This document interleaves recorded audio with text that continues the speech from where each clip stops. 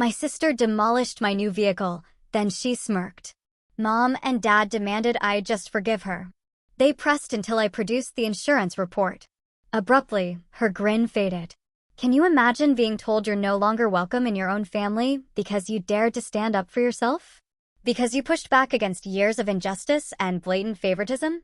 That's my story, and honestly, I don't regret a single damn thing. So, picture this. I'm Riley, 28, a nurse, grinding it out in downtown Chicago. Then there's my sister, Madison, 24, who's basically floated through life on a cloud of good looks and our parents' inability to ever say no. And our parents, Greg and Susan? They're the classic suburban enablers, always convinced that treating your kids completely differently is just understanding their unique needs. Yeah, right? The star of this whole mess was my car, a gorgeous 2024 Honda Accord Sport, Sonic Gray Pearl. It wasn't some flashy Lamborghini, but it was mine. Every single payment came straight from my bank account. From those soul-crushing overtime shifts. From the holidays I worked while everyone else was unwrapping presents. I'd saved for 3 years, driving a clunky 2008 Civic that had more rust than paint. I ate meal-prepped chicken and rice like it was a sacred ritual, skipped brunches, said no to shopping trips. That car wasn't just transportation, it was proof. Proof that I could set a goal, work my ass off, and achieve something completely on my own. I picked it up on a Saturday morning in late August. The dealership had it waiting, complete with one of those giant red bows. You know, the kind you only see in commercials? Marcus, my boyfriend of 2 years, was there, and I swear I actually cried when they handed me the keys. He took 100 pictures of me, grinning like an absolute idiot in the driver's seat. That new car smell, the touchscreen that actually worked, the backup camera. It felt like I'd finally, truly joined the adult world. For 2 glorious weeks, I babysat that car. I parked it miles away from everyone else, wiped down the dashboard every morning, didn't even think about eating in it. Marcus would laugh, but he got it. He'd seen the spreadsheets, the budgets, the nights I came home utterly exhausted from double shifts. Meanwhile, Madison had been between jobs for about 7 months. Her last gig was a dental receptionist, which she quit because her boss had the audacity to expect her to show up on time. Before that, a boutique for 3 weeks. Retail just wasn't her calling, apparently. Our parents? They covered her rent, her car insurance, her phone bill, everything. Their reasoning? She was finding herself and needed support during this transitional period. Ugh. The Sunday before everything exploded, we had family dinner at my parents' house. Madison, naturally, showed up an hour late, in an outfit that probably cost more than my monthly grocery bill. As Mom served her pot roast, Madison started talking about needing a career change. Maybe interior design? Or nutrition. That sounds great, honey. Mom chirped, passing her the mashed potatoes. Your father and I can help with tuition when you figure it out. I bit my tongue so hard I almost tasted blood. I paid for my own nursing degree, working nights at a diner, taking classes by day, graduating with $30,000 in student loans I'm still chipping away at. Riley, how's the new car? Dad asked, bless his heart, trying to change the subject. It's perfect, I said, probably smiling a little too wide. I'm obsessed. Madison rolled her eyes. It's just a Honda, not a Mercedes. Marcus, God bless him, immediately jumped in. His voice was tight, you could tell he was getting fed up with my family's drama. It's her Honda. She worked hard for it. I didn't say she didn't, Madison shot back. I'm just saying everyone's acting like she bought a Bentley. Mom, our resident peacekeeper, swooped in. Girls, please, let's just enjoy dinner. The conversation moved on, but I caught Madison staring at me a few times. Annoyance? Jealousy? With her, it was always a guessing game behind that perfected mask of indifference. The following Friday, I worked a brutal 12-hour shift. I was utterly wiped out. Got home around 8:30, showered, and was in bed by 9:30, unheard of for a Friday night. Marcus was out of town for work, so it was just me and Netflix, except I fell asleep during the opening credits. My phone rang at 1:47 in the morning. I know the exact time because I stared at it, half asleep, for a full 10 seconds before my brain kicked in. It was Madison. Hello. My voice was a raspy whisper. Riley. Oh my God, Riley. Please don't be mad. She was crying, or at least making dramatic crying sounds. There was an accident. I shot upright, my head spinning. Are you okay? Are you hurt? I'm fine. I'm totally fine, she paused, and I heard muffled voices in the background. It's your car. My stomach just dropped. What about my car? I demanded, already throwing off the covers. I borrowed it, and there was this truck. He came out of nowhere. You borrowed it? I was fully awake, pulling on jeans, searching for my shoes. Madison, you took my car without asking me? Your spare key was at Mom and Dad's house. And my car's in the shop. Your car's in the shop? I was practically yelling now. Since when? Since Tuesday. I was going to tell you, but you've been so busy with work, and I needed to get to Emma's party in Lincoln Park, and I didn't think you'd mind. You didn't think I'd mind? Where are you? I barked, grabbing Marcus's car keys. She gave me an intersection in Wicker Park. I made it there in 20 minutes, probably breaking every traffic law in existence. The scene was bathed in flashing police lights. And there it was. My car. The entire front end was annihilated. The hood was crumpled like aluminum foil. The bumper was on the ground. One headlight dangled by its wires, and the windshield had a spiderweb crack spreading across the passenger side. I just stood there, frozen, my brain struggling to comprehend that this twisted metal used to be my perfect car, just hours ago. Madison was sitting on the curb, wrapped in someone's jacket, talking to an officer. When she saw me, she jumped up and ran over. Riley, thank God. It wasn't my fault. I swear, this truck just, ma'am. The officer approached us. Are you Riley Patterson? Yes. I couldn't tear my eyes off the wreckage. That's my vehicle. He nodded, flipping open his notepad. Your sister was driving. According to witnesses, she ran a red light at approximately 1:15 a.m. and collided with a pickup truck. The other driver is fine. Minor whiplash. Your sister refused medical attention. I'm completely fine. Madison insisted. I told them I didn't need an ambulance. You ran a red light. I finally turned to look at her, my voice low and dangerous. Madison, were you drinking? I had like 2 drinks, maybe 3 hours ago at dinner. I was totally fine to drive. The officer cleared his throat.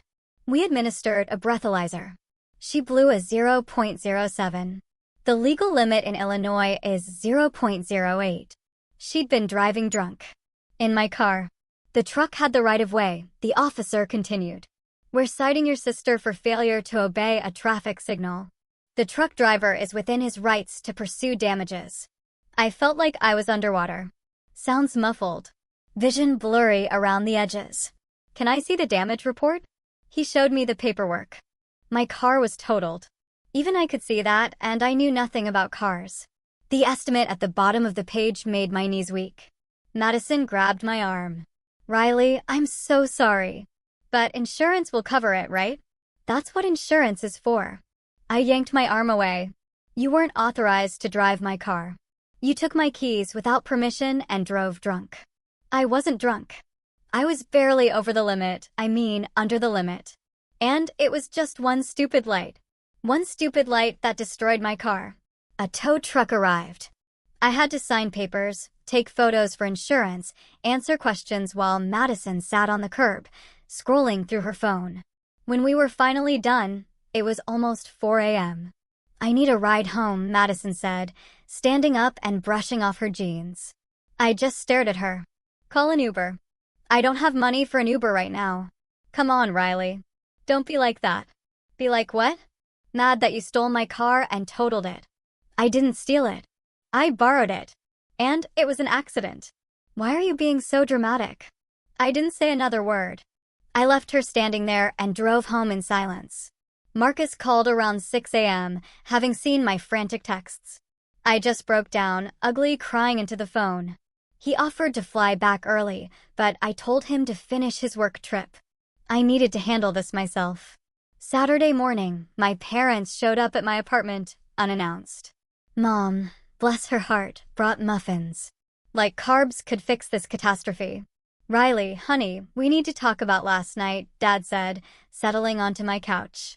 Madison told us everything, Mom added, setting the muffins on my coffee table. It was an accident, sweetie. She feels terrible. She should feel terrible. I was still in my pajamas, having barely slept. She stole my car and drove it drunk. She didn't steal it, Dad corrected. She borrowed it without asking. There's a difference. Is there? Because in both scenarios, my car is destroyed. Mom reached over to pat my hand. Your insurance will cover it. That's what it's for. She wasn't an authorized driver. My insurance might not cover anything. They exchanged a look, and I knew exactly what was coming. We'll help sort it out, Dad said. But Madison is your sister.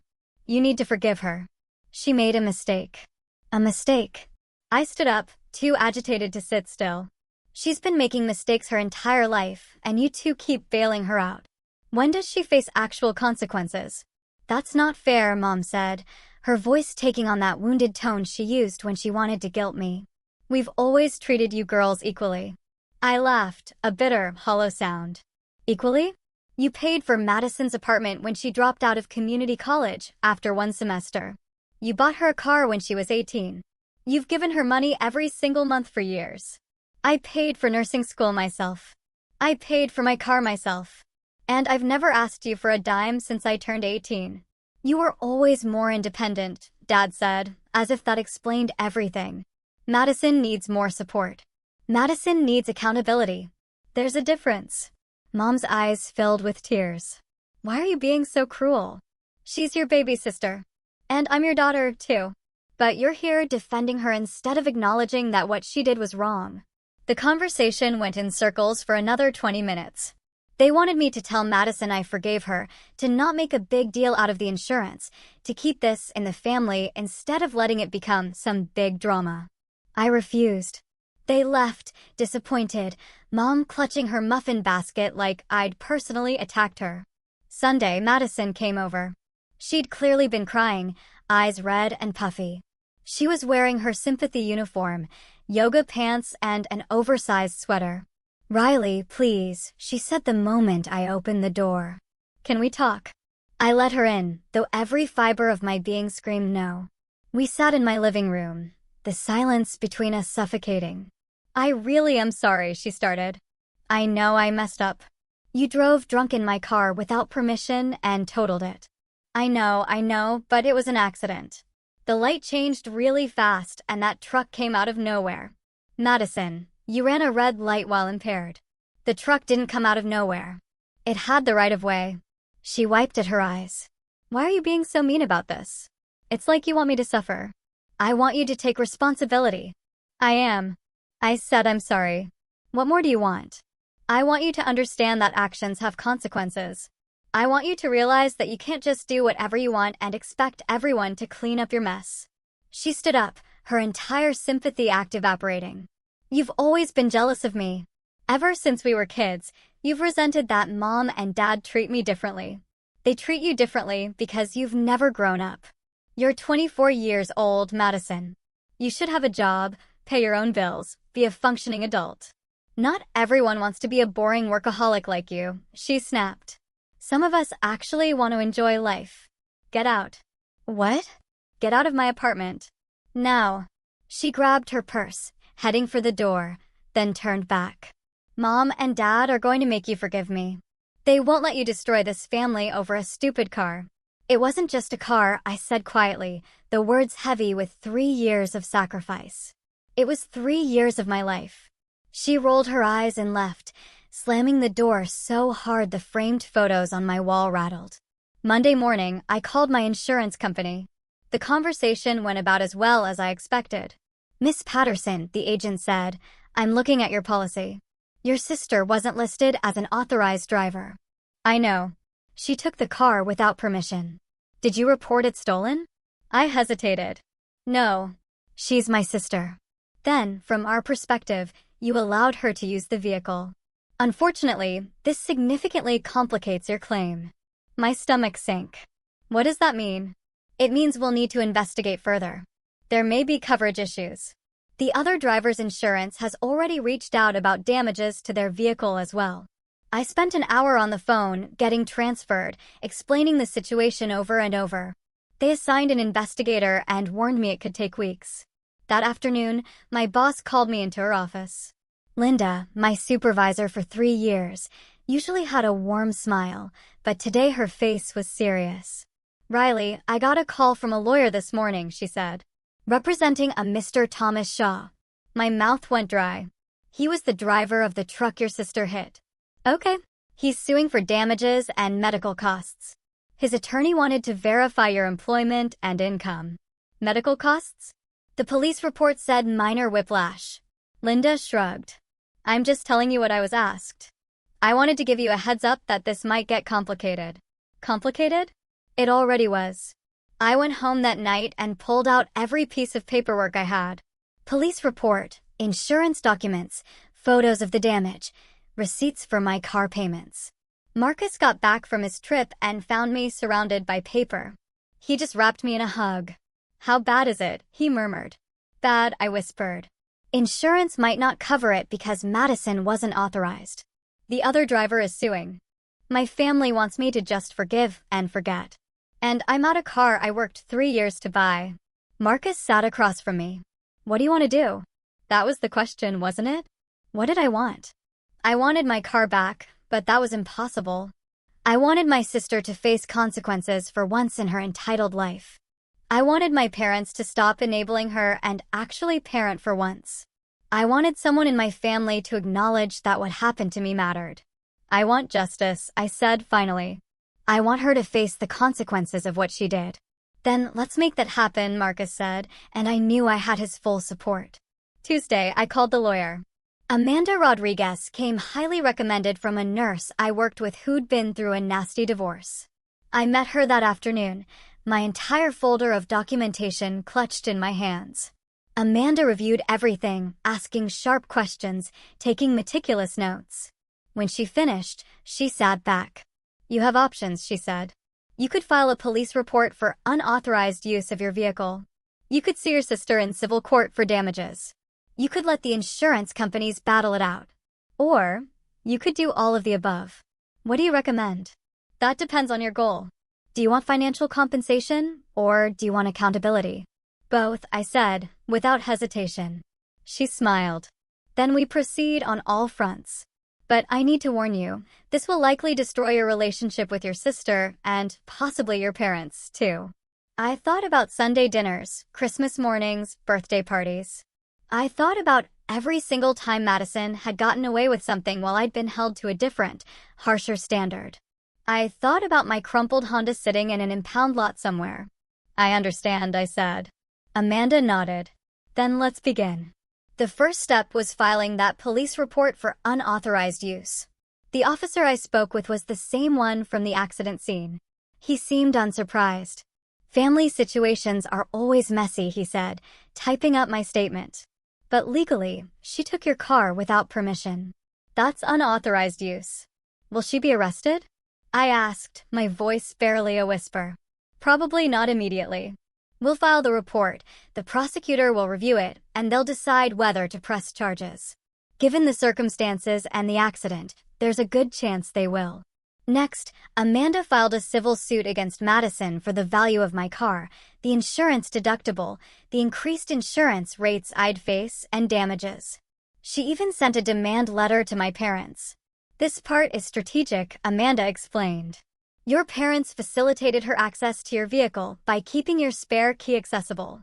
It's a bit of a stretch, but it applies pressure." The third piece was dealing with the other driver's lawsuit. Amanda reached out to his attorney, explaining that Madison was the driver, not me, and they needed to pursue her for damages. "They'll argue that as the owner, you're liable," Amanda said. "But we'll fight it, especially with the police report showing unauthorized use." Everything was in motion. And then, I waited. Marcus tried to keep me distracted, taking me to movies and dinners, but my mind was always on the situation. I checked my phone constantly, waiting for updates. Thursday evening, my mom called. "Riley Marie Patterson, what have you done?" I pulled the phone away from my ear as she continued yelling. When she finally paused for breath, I said, "I filed charges against Madison for taking my car." "She's your sister. How could you?" "She stole my car and totaled it, Mom." "Did you really think I'd just let it go? We're family. We handle things privately." You handle things by enabling her. I'm handling things through the legal system. Dad got on the phone. "Riley, this is going too far. Madison made a mistake, and you're trying to ruin her life. I'm holding her accountable for her choices." "That's not the same thing. The prosecutor called her today. She's going to have a criminal record because of you. She's going to have a criminal record because she drove drunk and crashed a car that didn't belong to her." "I didn't do that." "She did." Mom grabbed the phone back, her voice tight with fury. "If you don't drop these charges, you are no longer welcome in this family." The words hung in the air, heavy and final. I waited for her to take them back, to apologize, to realize what she'd just said. Instead, silence. "If that's how you feel," I said quietly, my voice breaking, "then I guess that's how it is." I hung up before she could respond. Marcus found me on the couch 10 minutes later, ugly, crying into a throw pillow. "They chose her," I sobbed. "I knew they would, but they actually did it." He held me while I cried, not saying anything, just being there.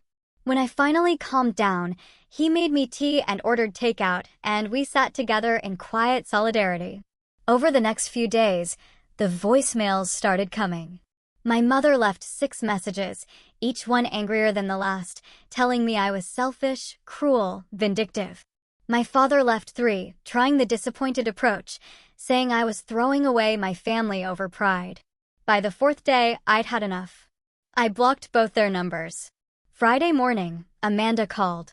"The prosecutor is moving forward with charges against Madison," she said. "Unauthorized use of a vehicle and the DUI-related traffic citation.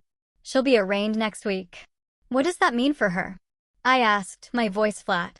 "Likely probation and fines for a first offense, possibly community service. But she'll have a criminal record."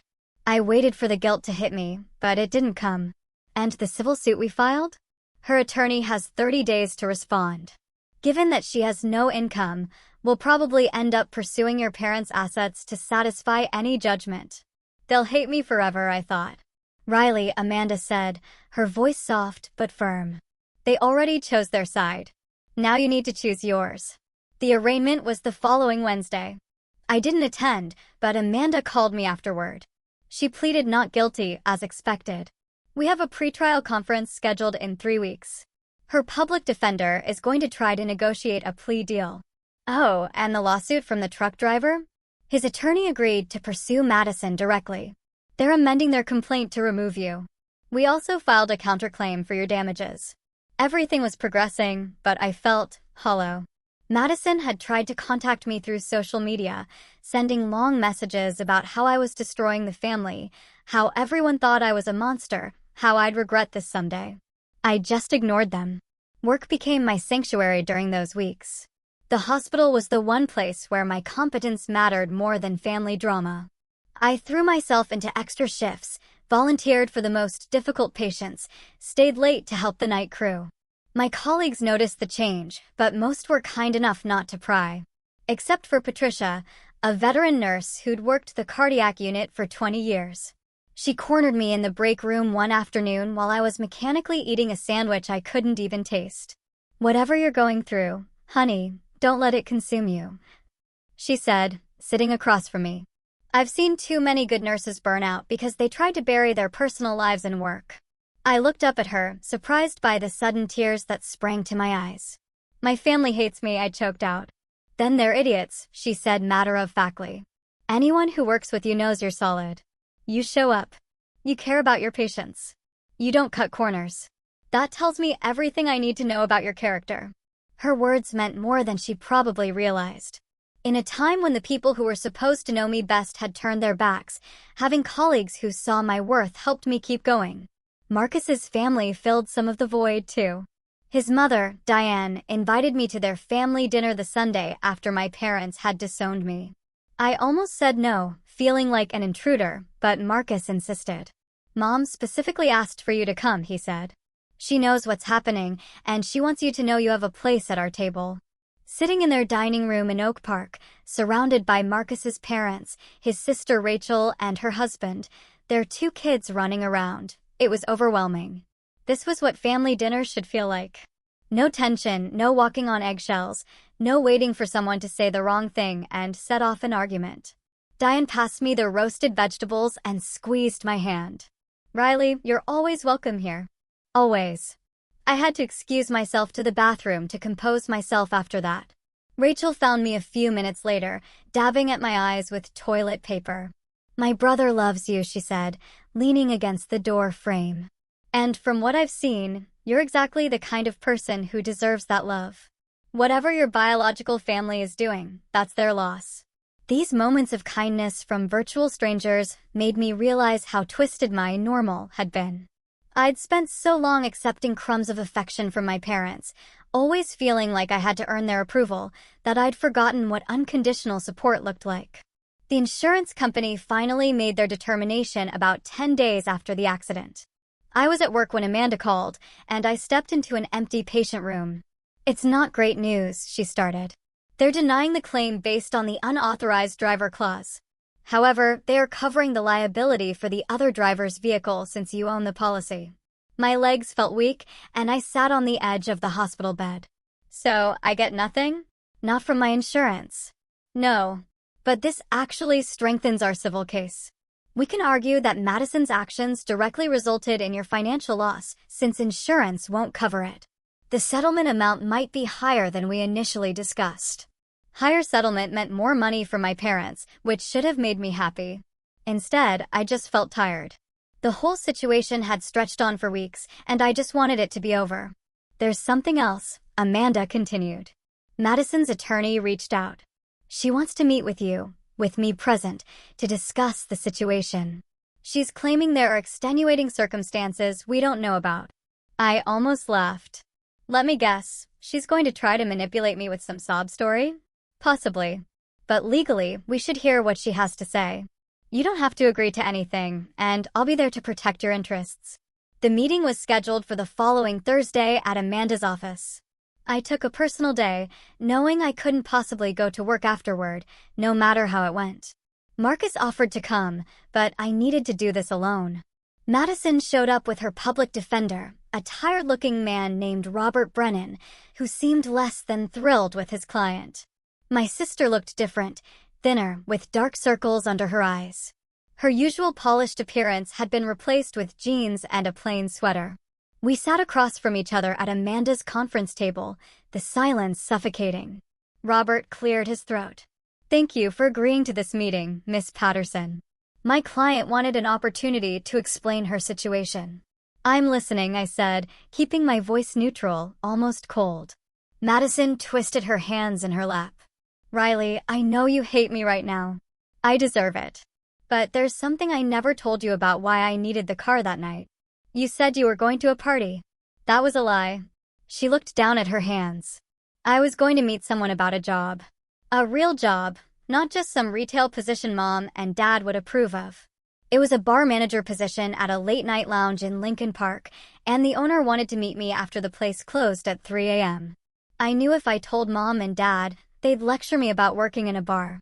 And if I told you, you'd judge me for not having my life together." I just stared at her, trying to process this. "So instead of being honest, you stole my car and drove drunk." I wasn't planning to drink. But I was so nervous about the interview, and Emma called while I was getting ready, saying she was at this wine bar nearby. I stopped for just one glass to calm my nerves, but then Emma kept ordering more and I lost track of time. By the time I left, I realized I was going to be late. I was driving there, trying to figure out if I should still go, and that's when the accident happened. Amanda leaned forward. "Miss Madison, this doesn't really change the facts of the case. You still took the vehicle without permission and drove while impaired." "I know," Madison said quickly, her voice cracking. "I'm not trying to excuse what I did. I just wanted Riley to know that I wasn't being malicious. I was trying to change, to be better, and I screwed it up like I screw up everything." Looking at my sister across that table, I saw something I hadn't seen before. Genuine remorse. Not the performative tears she usually deployed to get out of trouble, but actual recognition of what she'd done. I didn't respond. Instead, I focused on work, on Marcus, on rebuilding my life without my family in it. 2 weeks after the arraignment, Amanda called with news. Madison's attorney contacted me. She wants to settle. The criminal charges? Those are separate. She's going to plead guilty to the traffic citation and do probation. But the civil suit? She wants to settle. Or rather, your parents want to settle on her behalf. How much? Amanda named a figure that would cover my car, the deductible, a year of increased insurance premiums, and all attorney fees. It was fair. Maybe even generous. What do I need to do? Sign the settlement agreement and agree not to pursue further damages. The case goes away. You get your money. Everyone moves on. And Madison? She'd complete her probation, and the unauthorized use charge would be dropped as part of the plea deal, but the traffic violation would stay. I thought about it for a day. Marcus said it was my decision, that he'd support whatever I chose. In the end, I signed the settlement. Not because I forgave Madison or because I wanted to reconcile with my parents, but because I needed to move forward. The money came through 2 weeks later. I used it to buy another Honda Accord, a year older, but in perfect condition. I also paid off a huge chunk of my student loans and put the rest in savings. Madison completed her probation successfully. I heard through mutual friends. She apparently got a job at a salon doing reception work and was actually keeping it. My parents never reached out to apologize. And I didn't contact them either. That was 3 months ago. Marcus and I got engaged last week. He proposed at the same dealership where I bought my new car, which was totally cheesy and absolutely perfect. We're planning a small wedding, just close friends. I sent my parents an invitation, not because I expected them to come, but because I wanted them to know I was moving forward, with or without them. They RSVP'd no. The note from my mother said they couldn't support a wedding that celebrated how I treated family. I cried when I read it, but not for long. Marcus reminded me that family isn't just blood. It's the people who show up for you, who support you, who hold you accountable, and love you anyway. My coworker Jessica asked me if I regretted how I handled everything. I thought about it, really considered it. No, I said finally. For once in my life, I stood up for myself. I set a boundary and I enforced it. Madison faced consequences for her actions. Maybe that makes me a bad sister or a bad daughter, but it makes me a person who respects herself. Looking back, I see how years of watching Madison get away with everything had built up inside me. The car was just the final straw. But it wasn't really about the car. It was about being valued, being heard, being treated like I mattered too. The funny thing is, I don't miss my family as much as I thought I would. Sunday dinners were always stressful. Holidays were exercises in biting my tongue, and every interaction felt like a performance. Now, I have peace. I have Marcus. His family has basically adopted me, and my friends have become my chosen family. Sometimes I wonder if Madison learned anything from this experience. I doubt it, honestly. People like her rarely do. But I learned something. I learned that I don't have to set myself on fire to keep other people warm. I learned that it's okay to demand respect and consequences. I learned that sometimes the only way to win is to stop playing the game entirely. My new car sits in its designated parking spot. And every time I see it, I smile. Not just because it's mine, but because it represents something bigger. It represents the moment I chose myself over keeping the peace. The moment I decided my hard work and sacrifice mattered just as much as anyone else's feelings. Would I do it again? Absolutely. In fact, I'd do it sooner. I wasted years trying to maintain relationships with people who didn't value me. My only regret is not standing up for myself decades ago. Madison recently sent me a friend request on social media. I stared at it for a long time before clicking delete. Maybe someday we'll reconcile. Maybe we won't. But it won't be on her terms anymore. If she wants a relationship with me, she'll have to earn it. She'll have to show me through actions, not just words, that she's changed. Until then, I'm building my own life, surrounded by people who actually care about me. I'm planning a wedding, advancing in my career, and saving for a house. I'm doing all the things I put off while trying to maintain family harmony. The best revenge isn't making someone suffer. It's living well despite what they did to you. Every day I wake up in my apartment, drive my car to work, and come home to someone who loves and respects me. I'm getting my revenge. Not against Madison, really, but against the version of myself who thought she had to accept less than she deserved. So, yeah, Madison crashed my car. My parents tried to force me to forgive her.